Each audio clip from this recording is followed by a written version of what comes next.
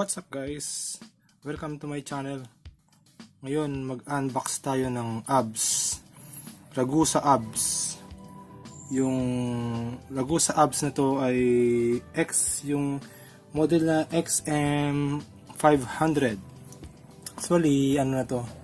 Luma na tong abs na to. May bago na model na to, yung XM600. Kaso, nung in-order ko yun, pagka-order ko, nag-chat sa akin yung seller, sabi niya, out of stock na daw. Yung kinukuha ko kasi yung kulay gold. Gusto ko kulay gold. Tapos sabi niya, kung pwede yung XM500 na lang. Tapos, yun na yung kinuha ko kasi nababasa ko naman, okay naman yung feedbacks dito.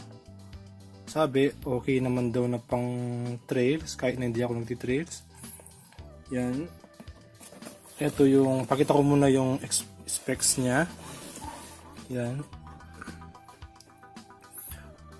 4 poles to. Tapos 32 holes yung kinuha ko. Yan. Yan yung specs. Kulay gold. Tapos yung sa harap niya ay dalawa yung bearings. Tapos yung sa likod, 4. Yan. Okay, buksan na natin para makita nyo. Binuksan ko na to, chinek ko lang kung tama yung pinadala. Para kung sakali ay pwede natin mabalik. Pero tama naman. Yan. Ganyan siya. Merong mga ano dito, zip tile, inalis ko na rin. Dito. Para zip, hindi siya mabangga-bangga. Unahin ko muna yung kung ano yung laman. Ito, may kasama siyang muna natin. Kasama siyang quick release. Yan. Kasama siyang quick release. Kulay golden. Kung ano yung kulay ng abs, ganun din yung kulay ng quick release. Yan. Yung stock ko, ganito din kulay golden. Yan, dalawa. Yung sa harap, saka yung sa likod. Okay, ito na tayo sa abs. Yung importante. Yan, ito yun.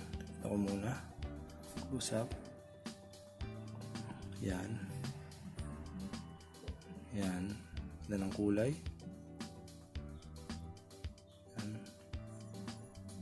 Yung ikot niya, okay naman, okay. Yan, inibago siguro ako dito, sobrang smooth, di tulad nung sa ball bearings ko, yung stock ko ngayon sa bike, naka ball bearings ma lang siya, kasi ano, newbie pa lang ako nagbabike, siguro nasa 5 months pa lang ako nagbabike. Nabili ko yung bike ko second hand. Tapos ito, yung unang upgrade ko ng abs. Siguro yung iba dyan, marami ng beses nag-upgrade. So, kung may mga mali ako masabi, pasensya na at comment na lang kayo sa baba. Ayan. Tapos may serial number dito, hindi ko alam kung ano to. Ayan. Siguro kung alam nyo, yan yung number niya. Okay, dito na tayo sa likod. Ito yun, dito kayo excited alam ko dito kayo excited. Yan, review natin para kung sakaling binabalak nyo rin bilhin to. Yan, may ano na, mayroon ka na kayong makikita nyo na. Yan, ikot-ikot natin. Yan. Ito yung ikot nya, smooth din. Yan. Tapos nalugon natin kung walang alog. Hindi siya umalog. Ito din, try natin. Wala. Kahit konti, walang alog, walang halog. Yuyug natin, walang yugyog. Yan, hindi siya yumugyog. Tapos ito yung sound niya. Ito yung hinihintay ko, alam ko yun. Alam ko ito yung hinihintay ko, yung sound niya. Konti-konti natin. Yan. yung sound.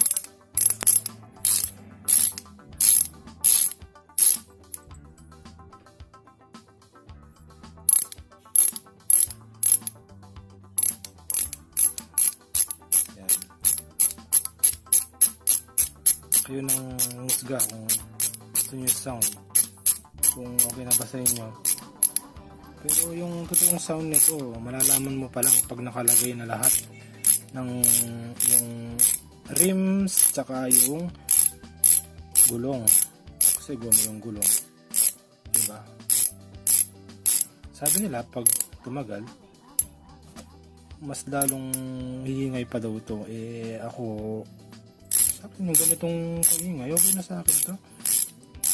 Basta yung habol ko lang, sealed bearing siya, tapos kulay gold. Kung siguro yung Shimano may gold, yun siguro yung kukunin ko. Okay na ako dun sa tunog. Hindi naman ako maano sa tunog, habol sa tunog. Kaya nung sabi nila eto hindi daw ganong mahingay, okay na rin to sa akin. Tsaka mura lang. Actually nabili ko to 1,345 yata. Yung original price niya ay nasa 1,600. Actually may nakalagay dito na na price sa box 1,200. Hindi ko alam yung price na to ay kung ito yung original price niya nung unang nilabas o ginamit lang yung box na to. Pero pinagtataka ko kung ginamit lang yung box na to, nakadikit to dito. Pero lang kung dinikit to, yung specs na to dito sa box. Yan, focus lang tayo dito sa yan.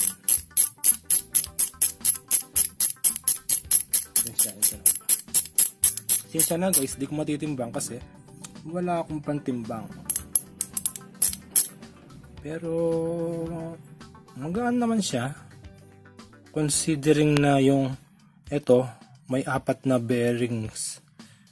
May 4 na bearings ha. Yun, mabigat yun. Ito, dalawa yung bearings nito. Yan. Okay guys, kung nagustuhan nyo tong video na to, paki-like na lang, maki-likes na lang. Like. Tapos, meron pa ako re-review, yung nabili kong Alivio. Yun, mura din. Nakuha ko lang ng 19. Diba? Sa online lang. Basta masipag ka lang maghanap. Kung may question kayo, mag-comment na lang kayo sa baba. Tapos, ilalagay ko na lang dun yung seller ko siya nabili.